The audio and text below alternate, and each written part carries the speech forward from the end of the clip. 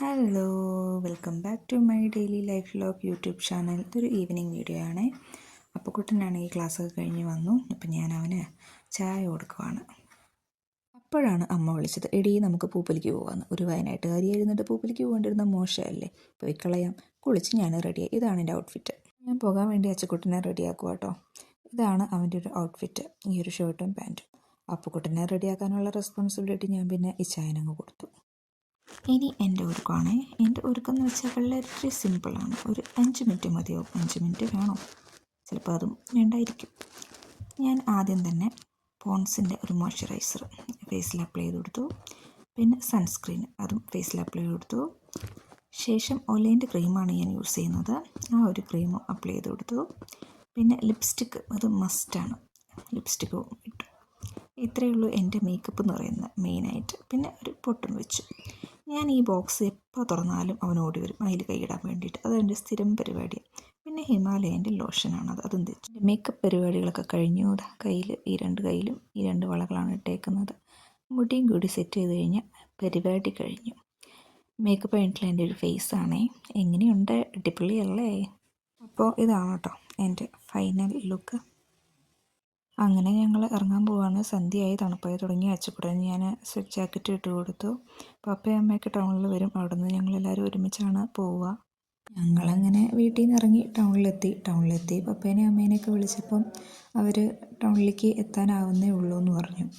അപ്പോൾ പിന്നെ എത്രയും നേരം വെയിറ്റ് ചെയ്യണ്ടെങ്കിൽ പിന്നെ കടയിൽ കയറി എന്തെങ്കിലും കഴിക്കാമെന്ന് വിചാരിച്ച് ഞങ്ങൾ അവിടെയുള്ളൊരു ബേക്കറിയിൽ കയറി ഫുഡ് കഴിച്ചു. ഞാൻ ഒരു അവിൽ മിൽക്ക് ഓർഡർ ചെയ്തു. നിനക്കെന്തെങ്കിലും കഴിക്കാൻ വേണോടോ അപ്പുക്കുട്ടന്ന് വെച്ചപ്പോൾ ഒന്നും വേണ്ടെന്ന് പറഞ്ഞുകൊണ്ടിരുന്നവനാണേ. ഞാൻ കഴിക്കുന്നുണ്ട്, അപ്പോൾ അവൻ അതിൽ നിന്ന് വേണമെന്ന് പറഞ്ഞു. അങ്ങനെ അവനും കുറച്ച് വാരി കൊടുത്തു.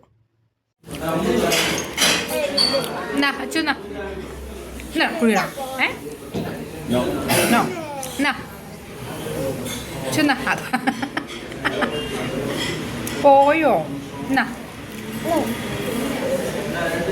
ഈ അച്ചക്കുട്ടനെ കുറച്ച് അവിൽ മിൽക്ക് കൊടുത്തു നോക്കാമെന്ന് വിചാരിച്ചപ്പം ഇതൊക്കെയായിരുന്നു കേട്ടോ അവൻ്റെ റിയാക്ഷൻ.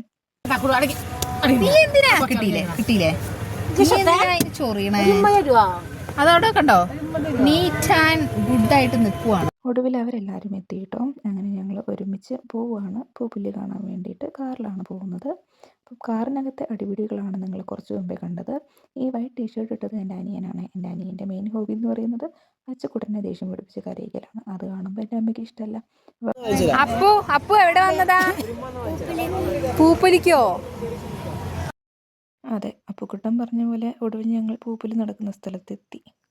അവിടെ എത്തിയ വഴി അച്ചക്കുട്ടൻ ഒരു ബലൂണ് വാങ്ങി കയ്യിലാക്കി. എന്നിട്ട് വരുന്ന വരവ് കണ്ടോ ആശാൻ. ഇനി നമുക്ക് പൂക്കളൊക്കെ ഒന്ന് കണ്ടാലോ. കഴിഞ്ഞ വർഷങ്ങളിലെക്കാട്ടിലും ഈ വർഷം പൂക്കളൊക്കെ നല്ല അടിപൊളിയായിരുന്നു കേട്ടോ. അറേഞ്ച്മെൻറ്റ്സ് ആണെങ്കിലും നല്ല ഭംഗിയുണ്ടായിരുന്നു. എല്ലാ വർഷത്തെക്കാട്ടിലും ഈ വർഷം കുറച്ചുകൂടി കൊള്ളാമെന്ന് എനിക്ക് തോന്നി.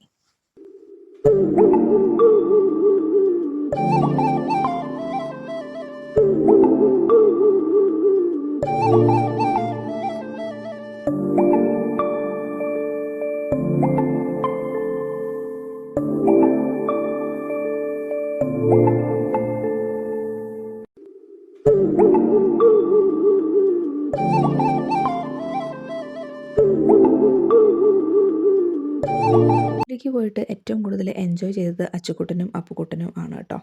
ഈ പോകുന്നത് അച്ചുക്കുട്ടനാണേ. കൈപിടിക്കണ്ട, എടുക്കണ്ട, ആശാൻ തന്നെ നടക്കുവാണ് അതിലൂടെ മുഴുവനും. പിന്നെ കുട്ടികൾക്ക് പറ്റിയിട്ടുള്ള ഒരുപാട് റൈഡും കാര്യങ്ങളൊക്കെ ഉണ്ടായിരുന്നു. അപ്പുക്കുട്ടൻ മിക്ക റൈഡിലും കയറി നന്നായിട്ട് എൻജോയ് ചെയ്തു.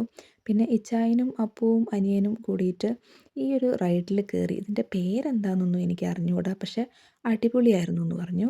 ഞാനാണെങ്കിലോ എൻ്റെ ശ്രദ്ധ മുഴുവൻ അവിടുത്തെ ഫുഡ് കോർട്ടിലായിരുന്നു.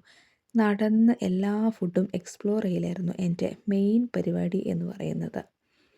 പിന്നെ അവിടെ നല്ല അടിപൊളി ഗാനമേള ഉണ്ടായിരുന്നു. നല്ല ഗാനമേളയായിരുന്നു, നല്ല അടിപൊളിയായിരുന്നു. ഞാനും അമ്മയും കുറേ നേരം കേട്ടോണ്ട് നിന്നു. പിന്നെ അച്ചുക്കുട്ടൻ ഉറക്കം വന്ന് കച്ചറയായപ്പോൾ ഞങ്ങളിന്ന് വേഗം പോന്നു.